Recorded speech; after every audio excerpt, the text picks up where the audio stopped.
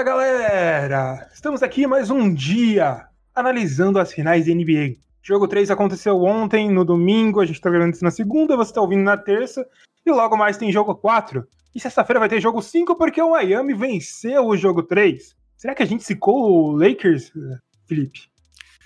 Olha, a gente fez um excelente trabalho em zicar o Lakers, cara. Mas não vamos dizer que foi responsabilidade nossa, porque tem um grande homem para parabenizar nesse jogo, né?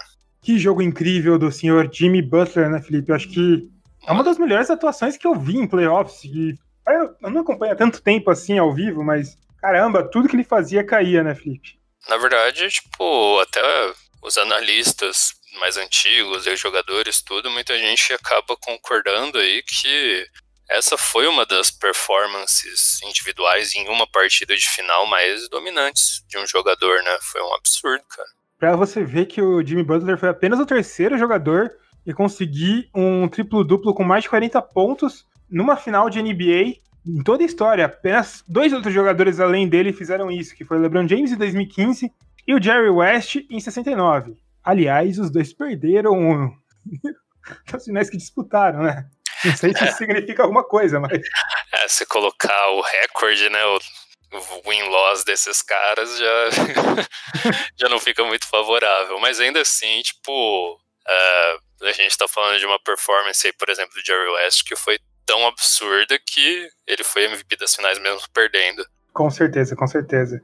O único, né, até hoje, né? Defendiam que em 2015 o LeBron James devia ter sido MVP das finais também. Tem muita gente defendendo isso. Pois é. Nesse caso, dificilmente se perder vai acontecer de ser o Jimmy Butler, até porque tem outros personagens importantes na série, né? Mas foi uma partida fenomenal, um absurdo. Isso sem chutar de 3, né? Se eu não me engano. Exatamente. Acho que foi um dos poucos jogadores assim, na história da NBA, e acho que o único em finais a ter mais de 70% de aproveitamento, ou 70% ou mais de aproveitamento, chutando, fazendo mais de 40 pontos numa final de NBA. É um absurdo isso, cara, é um absurdo. Ele foi demais, cara, foi demais. Coloca um pouquinho de responsabilidade, porque a defesa em cima dele, principalmente nos momentos que tava quando era a responsabilidade do LeBron marcar o Jimmy Butler, ele fez a festa, sabe?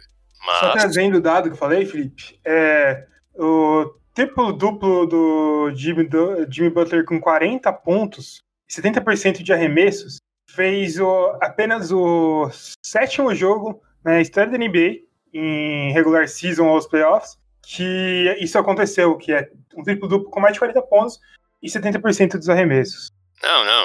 Um absurdo, cara. E assim, se você para pra ver o jogo, muitos desses arremessos não foram nem simples, né? O Jimmy Butler foi extremamente agressivo nesse jogo, ele atacou muito a cesta, até por conta disso ele conseguiu uma boa quantidade de lances livres, tudo. Mano, ele carregou o time, né? Nessa, cara. É absurdo o quanto que ele vem jogando. Absurdo, tipo, ele tá muito bem na série toda, cara. Série toda. Talvez, ao lado... Entre Davis e mal no último jogo, né? Mas eu acho que são os dois melhores jogadores dessa série pra mim. Com certeza, com certeza. O LeBron, ele tá muito bem. Eu acho que não tem como mentir. Tipo, o time sente muito impacto dele por ele ser o principal criador de jogadas. Mas assim, o LeBron, ele tem aquela característica, né? De muitas vezes dele, na verdade, não ser mais tanto clutch na definição de jogadas. Ele é o cara que procura a melhor jogada na situação. E os caras que estão sendo, na verdade, realmente decisivos e carregando o time nos momentos mais importantes são esses dois. Bom, Felipe, o que aconteceu no jogo passado? Pra gente trazer a nossa análise.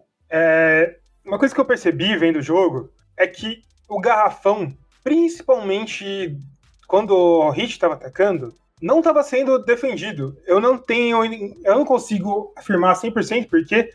mas boa parte do jogo tinha poucas pessoas dentro do garrafão para proteger o aro, e quando tinha era um ou outro, e normalmente estava com o garrafão muito aberto para infiltração dos jogadores do Miami Heat, Felipe. Sim. Eu vou te dizer que, na verdade, dos dois lados da quadra o garrafão estava enfraquecido, porque o Anthony Davis não foi colocado suficientemente nos post-ups, sabe? Ele foi utilizado muito em posses mais longe do garrafão. O Anthony Davis estava muito bem marcado mesmo. Ele foi bem marcado, mas assim, é mais simples você colocar ele numa situação de post-up, sabe? E é mais fácil ele ter sucesso nisso quando, tipo, quem tá atrás dele são caras fortes, mas que não tem o tamanho, o atleticismo pra encarar. E ele não foi colocado em boas situações. E aí eu acho que isso é bem falha de desenho tático mesmo, sabe? Sim. Quando eu vi isso acontecendo muitas vezes, o Anthony Davis, eu acho que ele só arremessou 9 vezes no jogo. Eu acho que aí tem muita falha de desenho tático, como você falou, mas eu acho que também tem muito mérito da marcação do Miami, que em certos momentos você via que o Miami montava uma zona na defesa com 4 caras, mas deixava pelo menos um cara de carrapato seguindo o Anthony Davis de um lado para o outro. Os 4 caras não saíam da sua zona e um cara ficava seguindo o Anthony Davis. Eu vi muitas vezes o Duncan Robinson fazer isso, às vezes eu vi o Jay Crowder fazer isso.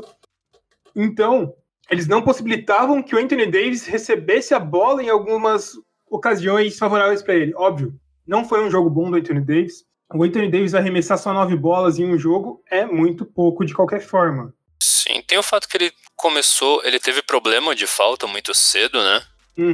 Sim, 3 bolas, 3 faltas logo no primeiro quarto.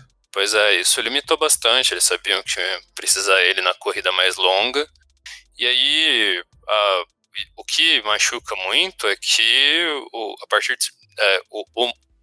o Lakers começou a se recuperar mais quando ele estava em quadra ou quando o LeBron, na verdade, começou a ter, tipo, pegar fogo em alguns caras lá do time. Tipo, o Markieff Morris teve um bom jogo, tipo, Kuzma entrou bem, tudo. Agora, mas isso não é o suficiente, né? Você tem um Jimmy Butler que ele arrebentou já desde o primeiro tempo. O Heat teve uma run de 22-9, se eu não me engano, no primeiro quarto, né? Então, tipo, perder essa peça tão cedo e não aproveitar essas chances de post-up, minou, cara. Machucou muito o Lakers. Tem até um dado que é muito interessante, que o Anthony Davis ele fez apenas 33 minutos e ele ficou tendo problemas de faltas no máximo da noite. Fez 15 pontos em 6 de 9 de arremessos, 5 rebotes, 3 assistências, 2 roubos e 5 turnovers. É apenas a 5ª vez entre temporada regular e playoffs que o Davis terminou com 15 pontos ou menos, jogando pelo menos 30 minutos. E o Lakers ganhou 2 jogos e perdeu 3 nesse tipo de partida.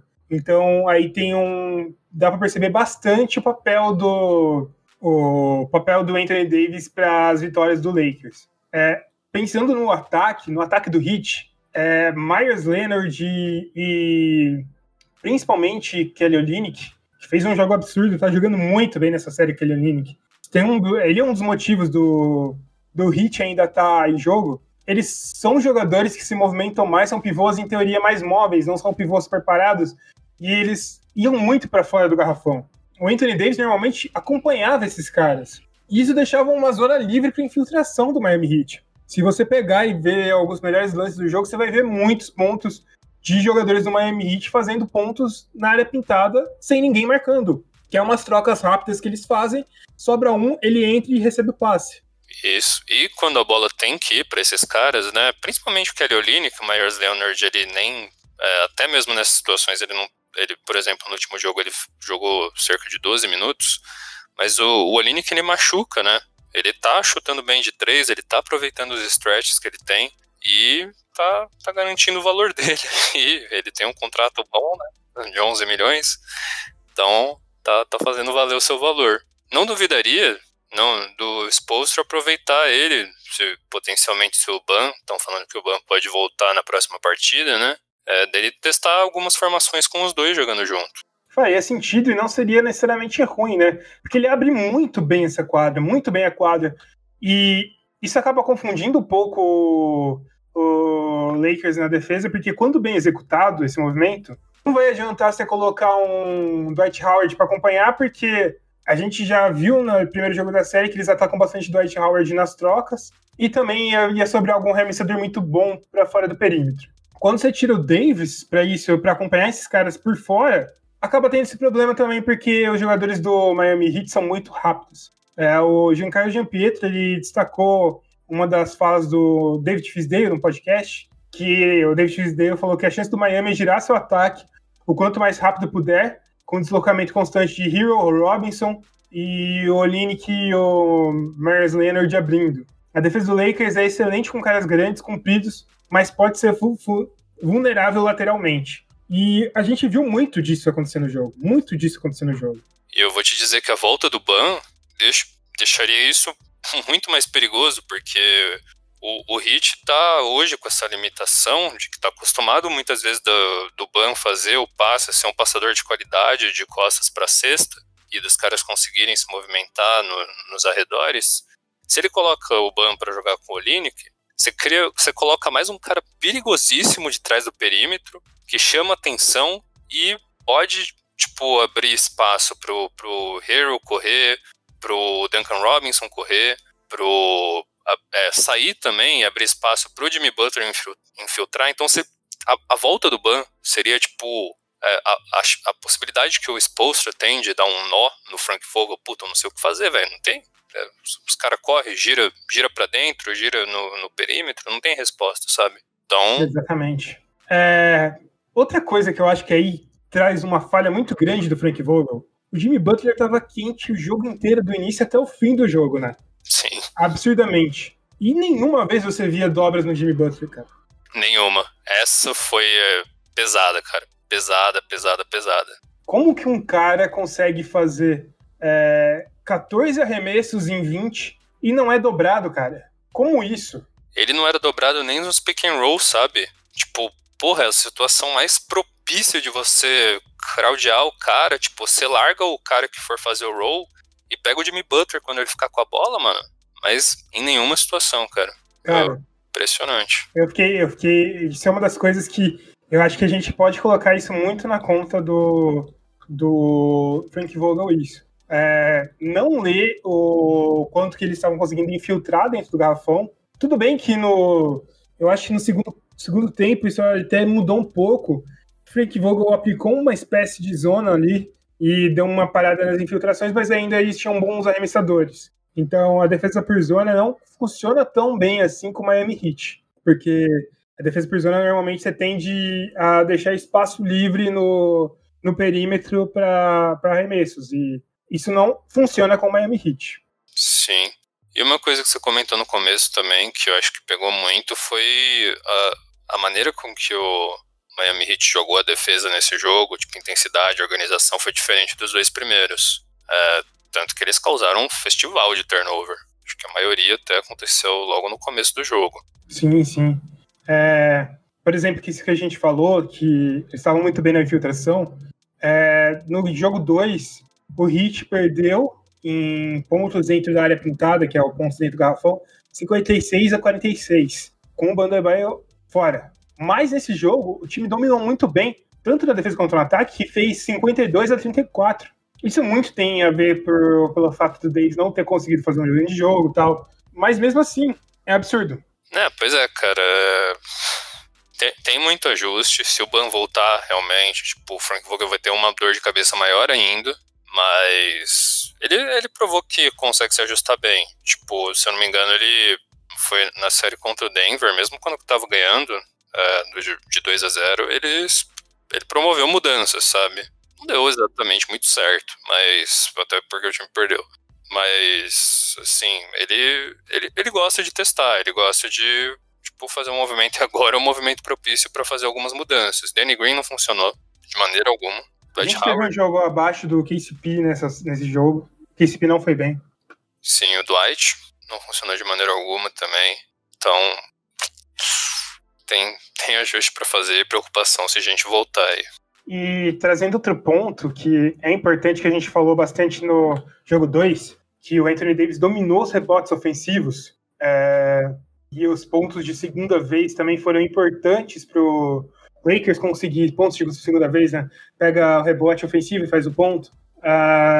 Nesse jogo, nos dois primeiros jogos, o Lakers tinha uma vantagem de 37-23 em pontos de segunda chance. No jogo 3, a vantagem caiu para 6-5.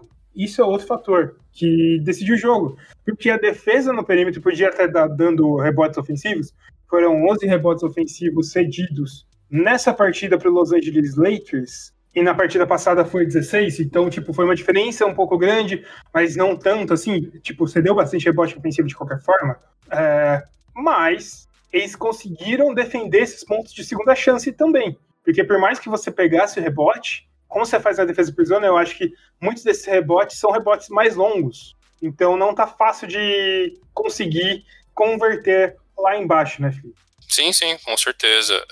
E é o que a gente falou também, tipo, inclusive no ataque, muitas vezes o Anthony Davis ele não estava bem posicionado no garrafão, e ele é um fator, tipo, crucial para que isso seja conseguido.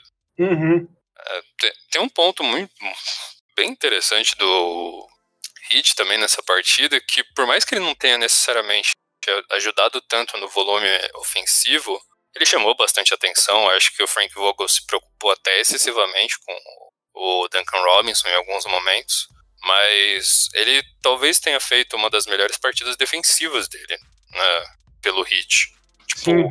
Ele fez boas aproximações, ele perseguiu bem quando precisou fazer uma troca, ou até quando tinha um mismatch para ele não ser pego de costas pro garrafão, tudo. Então, tanto que ele passou uma grande parte do jogo, no jogo em si, e eu acho que ele foi o maior plus-minus da partida, né? Foi sim. Eu tenho isso anotado aqui num lugar, peraí. Vamos conferir aqui no Data Buzzer. Sim, foram 27 pontos. 27 de plus-minus. O plus-minus maior do que qualquer jogador em quadra durante a partida, Felipe. Isso por dois motivos, né? Ele fez uma boa partida defensiva, então não tinha motivo para, tipo, arriscar, colocando o Kendrick Nunn, que ele seria até uma dificuldade maior nesse quesito, por ele ser mais baixo. Mas ele também foi a isca perfeita, né? Para continuar mantendo certos defensores ainda fora do garrafão e abrindo espaço para que o Jimmy Butler pudesse operar. Com certeza, com certeza. Bom, Felipe, palpite para hoje? Palpite para hoje? Cara, pra mim tá com muita cara que vai virar um 2-2, mas eu vou ir na contramão do que meu coração acredita. Eu acho que, na verdade, o Lakers vai ganhar, cara. Vai sair na frente com 3-1. Eu acho que o Frank Vogel, ele fez ajustes inteligentes ao longo dos playoffs. Eu acho que ele consegue alinhar de novo. Não, eu também acho. Que isso vai acontecer.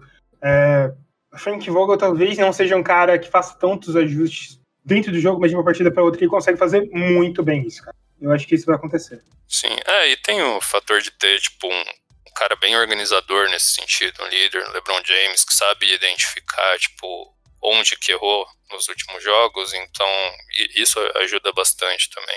Isso mesmo, Felipe, isso mesmo. Vamos aguardar, né? Só o destino dirá. Com certeza. A torcida é para que tenha sempre mais jogos possíveis, cara. Por mim, que vai pelo jogo 7, não importa quem ganhe. Isso, não, quero ver jogo 7.